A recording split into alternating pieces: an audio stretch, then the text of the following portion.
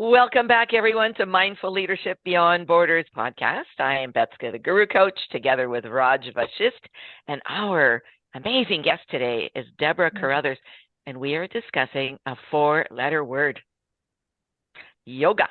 Yes. And Raj, at the pause, raised an important, had an important comment. He said that some people think yoga is boring. I've never found it boring, but I can see why some people would. So, Deborah, tell us how you make your classes exciting.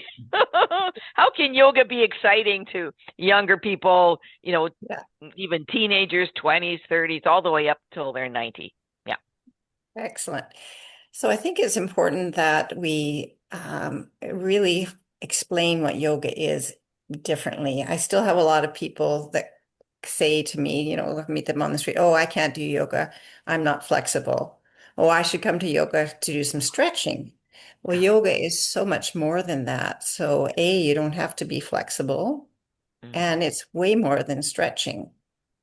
So it's an integrated practice that requires a commitment to, just like anything else. If I wanted to learn to be play golf, I need to get out and practice it. And at first it would feel terrible and awkward. I've done that. I can't hit the ball. So, and the point then is, do I give up because I'm frustrated and I'm expecting myself to be doing things that somebody that's taken 17 or 20 years to do? So I think it's the mindset we need to start to shift with people. So I talk to people about it's for your nervous system, because we live in a very high stress world where 1 in 4 people are struggling with mental health issues because they're anxious, worried, and stressed.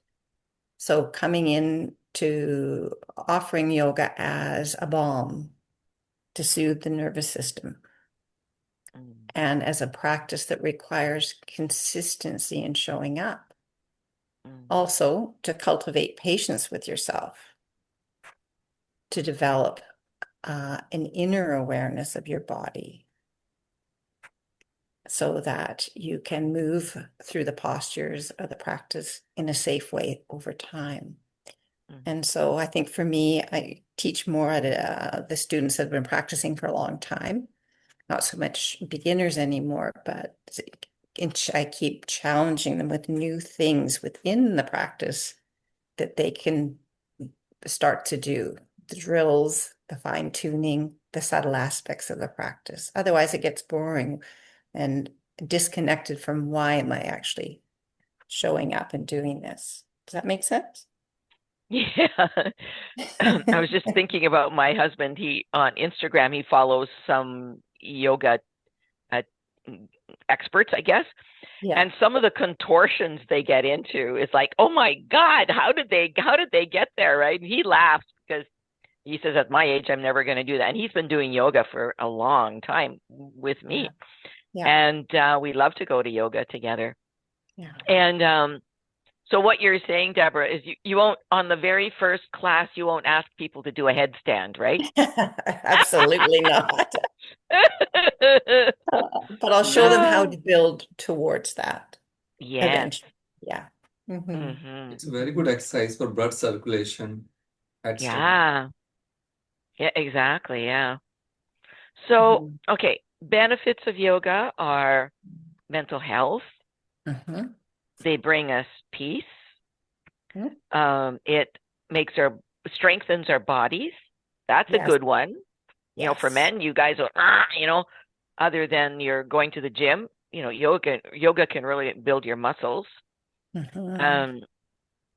can make your organs healthier. Yes. Yes. Makes your body more attractive if you're out looking for a mate. Right? Especially if you're wearing your Lululemons. Yeah, right. Oh God. Bright and sparkly. And one more important thing, the people who are doing very heavy weightlifting. So if they will start yoga now, So they will release all the body pain, because I have learned from yoga, when you do yoga practice, so your all the body pain will remove easily, Yes. automatically. And I have Yes. noticed the Yeah. people in my gym who are doing so much heavy weightlifting, every week they do strength training and blah blah blah, but they feeling back pain here, there. So I always suggested you start yoga one day only week. You will definitely release all the pain, but they don't feel this way. They thought yoga is No, boring. exactly. And that's a really good point. I think the difference between doing yoga practice and other things, and they can be an adjunct to that, is that it focuses, if you're a runner, you're going to have very strong legs, very tight hamstrings, and you're going to have a very strong cardiovascular system. If you're a weightlifter, you're going to bulk up in certain parts of your body. But when you look at the whole body, it's out of balance. So what yoga does is, Oh. yes, it gives you the strength in your arms, in your core, in your legs, in your ability to stand and be strong.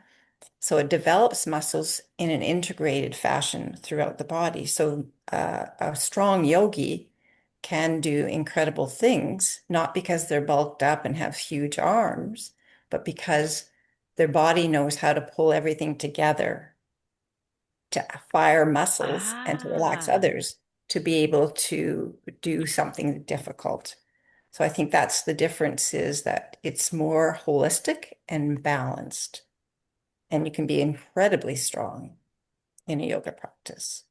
Yeah. So you're basically getting all the cells in your body to work together, aren't you? Yes. Yeah. Yeah. So And what do you muscles. say? And Sorry, muscles, go ahead. yeah. Hmm. The cells in your muscles, your Yeah. nervous system, up and down your spine, your head, everything. Hmm. Um, so what do you say to people if they say, "Oh, it's too late for me to start something new"? What do you say to them? Well, I often share my story and say, well, I was 50 when I started, and they go, oh. So I know, yeah. I think it just debunks the myth we have about aging, that we're at a certain age we can only learn new skills, whatever the idea that we have about aging, we need to turn that out in its head and say that at any stage in life we can learn, we can develop new skills, we can change. And I think that's the important thing. We can empower ourselves at any stage of the game. Yeah. One of the benefits we could add to the long list Hmm. is the social connection, the community connection. I am sure you have built an amazing community in Duncan because of your practice, right? And they meet like-minded people. Yes. Yes, and that is really was my dream, was to, and still is to be a community builder, because I know when we're in community and we make connections with other people, that is, then we're healthy, right? And I see Ah, oftentimes people, first time they come in, they're scared, maybe grumpy or frustrated. They've got this kind of look on their face. Mostly they're just scared because it's a new experience. In a yeah. month after, practicing yoga on a regular basis, they were smiling, bouncing in, bouncing out, saying hi to everybody, making new friends for coffee or whatever. And so it's a really, that's what warms my heart the most. Yeah. Yeah. Yeah. I during yoga classes, I love watching people, as we all do, but Mhm. watching some of the men who are bigger and uh, doing their best to do a posture, right? When they've got extra girth, you know. Yes. And Yes. God bless these people, they come in and they really want to learn. And after a while, it doesn't take them long, before they are right with it, and they're losing weight and they're gaining muscle, and then the same with women who have had babies or they're Yep. about to have a baby. Like, I think I Yeah. was doing yoga until 2 weeks before I gave birth. Wow. Something like that. It was I was slim. I could do it. Yeah. And So, you know, what I think I'm hearing you say is that people can come in Mhm. and work at their own pace. Yes. No pressure Yes. from the teacher or from their colleagues. Just do your best. You're not going to do a headstand in the first 10 classes. Maybe it'll take you a couple years before you do that. It doesn't matter whether you ever do a headstand or not, right? Exactly. hmm Exactly. Actually, It's we Yes. all need about, a lot of Yeah. patience. it teaches us patience or it takes No, patience. the who are learner, they need a lot of patience. Some people Uh, want immediate results, so it's not possible. That's right. yeah, That's right. yeah, Yeah. for sure. And I think for me, that was one of the best teachers because I was in my early years was never patient. I wanted things to be just the way I wanted them to be as quickly as possible. And because it was so hard for me, this yoga, it really taught me to be patient with myself and to have the Ah, wisdom of knowing that just show up and see what happens. And hmm that's the process that matters, not the end result. yes, exactly. Hmm. Yeah. See those, it's like with meditation, right?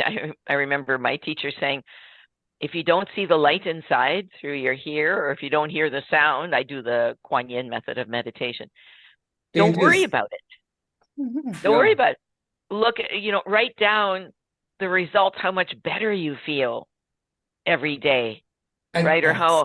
how much more positive are you? actually, Yes. stages also there in the yoga classes. One stage, second stage, third stage, and self-learning. And I have seen in my classes also, some people they are not consistent and they want results, so it is not possible. And they Yeah. always starting give up attitude. I cannot do. I cannot do this. Ah, This is the right. thing. And when I started, when I started, they forcefully said, "You at least you join one class." Then I joined. The teacher was so nice. Then I get very good inner insight from my side. I will start. Then after 3 or 4 months, then my teacher said, "You are the best student in my team," because I was Ah, because without thinking result, I just joined for my learning. Then I Yes. get so much interested to learn deep. Then I mm, myself going in some videos, some Google, and find this posture I will learn. And without teacher, I learn myself some very tough posture, power yoga. Yes. Yes. wow. That's Yeah. awesome, Raj. Mm. Well, listen, Deborah, our time is coming to a close here, but what final words of wisdom do you have for our viewers, our listeners? I think it's more of an observation as I've been doing this in the studio for 17 years at two different locations. And what I'm noticing today is that people really want to connect into themselves, not only physically through the breath, but people are longing to learn how to meditate or to be Yeah, able to access yeah. themselves through 5 minutes of stillness. And so I Mm, think that we're really turning a page and it's encouraging where maybe yoga is going from being what people perceive to be an exercise to a deeper process of awakening. yeah. And I think really that's where we're going. And we Mm, actually just started a 30-day meditation challenge, and mhm. immediately we had 40 people signing up. Wow. So that tells me a lot about what people want to Yeah, have inner peace, to sit yeah. quietly, to Mm, understand that they're not their thoughts, to have a mm, deeper relationship with themselves and the world. So I think that's where we're going. yeah. They need it. They feel they need it. Yeah, Yes. Yes. for sure. Yeah. Well, Deborah, you have been a delight. Mm. Thank you on behalf of Mindful Leadership Beyond Borders for Yeah. um, joining us today. And we'll let you know when the Raj does the posting of the podcast. So I'll send you the link once it comes through. Yeah, Thank you so much for this wonderful opportunity to meet you both Thank you. and the work that our you do. pleasure. Yes, Yeah. thank you so much. God bless you. Okay, namaste.